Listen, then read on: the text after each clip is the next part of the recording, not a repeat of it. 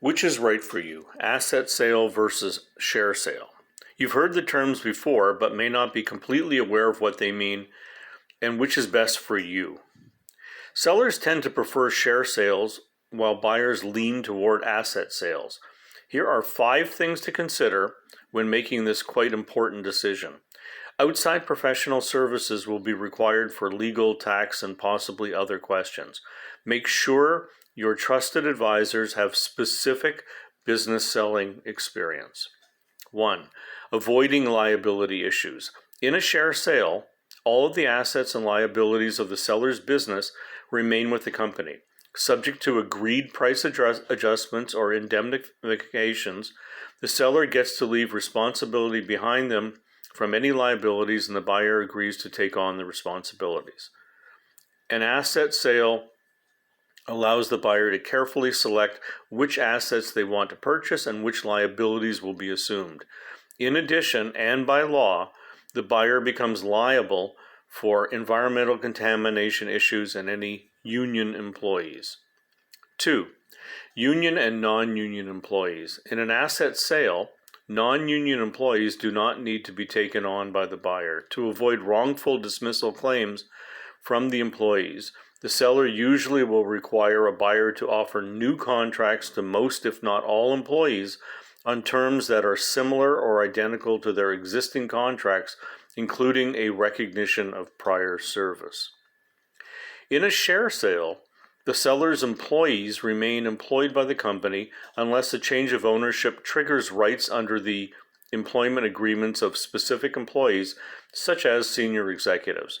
Therefore, unless the seller terminates certain employees and pays severance pay before closing, the seller retains all of the employees, even those the buyer doesn't wish to employ. 3. Reduce level of complexity. Share sales are usually less complex than asset sales. An asset sale will require transfer documentation for all the assets being transferred, including real property, permits, licenses, leases, contracts, equipment, and vehicles, intellectual property, etc. By contrast, under a share sale, all the assets of the seller's business remain with the company. The only required transfer is of the shares of the company itself and possibly an assignment of shareholder loans.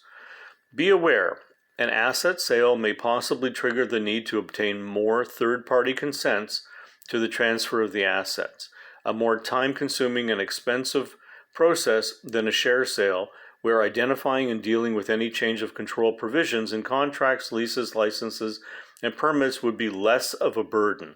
In addition, certain assets such as government licenses and permits may not be assignable. Tax considerations.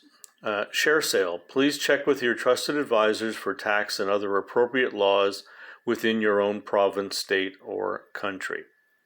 The proceeds of a share sale above the seller's adjusted cost base are taxed as capital gains, meaning only 50% is included as income.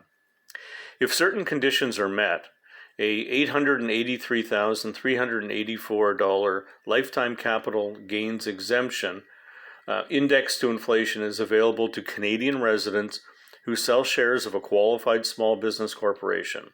This applies to a sale in the year 2020, and this information could change in the future.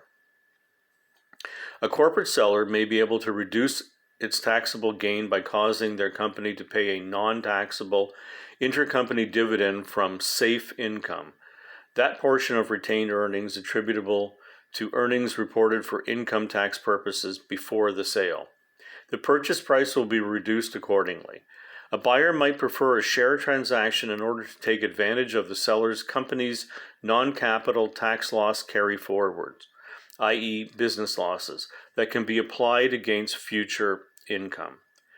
A share purchase allows a buyer to avoid paying sales and property transfer taxes on purchased assets.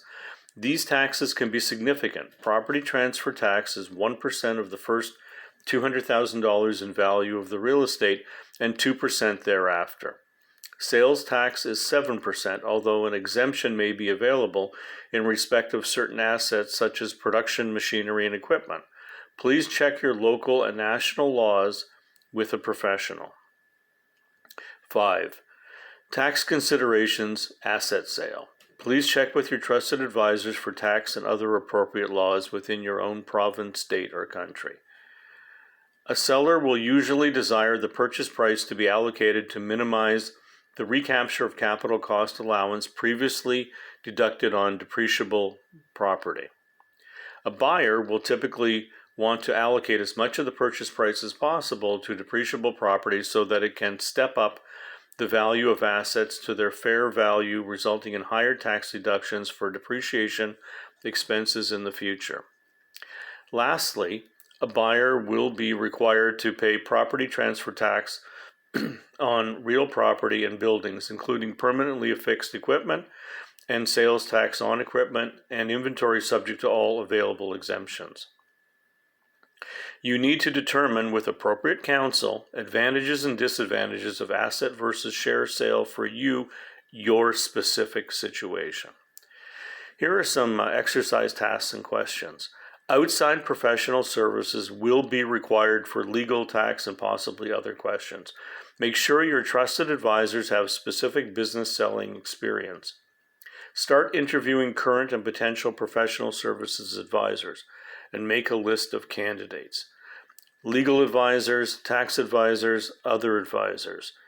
You also need to identify asset sale advantages to me, asset sale disadvantages to me, share sale advantages to me, and share sale disadvantages to me. All of the above to be discussed with your professional services providers. And our quick disclaimer, we are not legal or financial advisors and make no claims about the accuracy of our opinions. Please make sure you work with your trusted advisors to determine tax and legal implications of an asset versus share sale in your country. Thank you.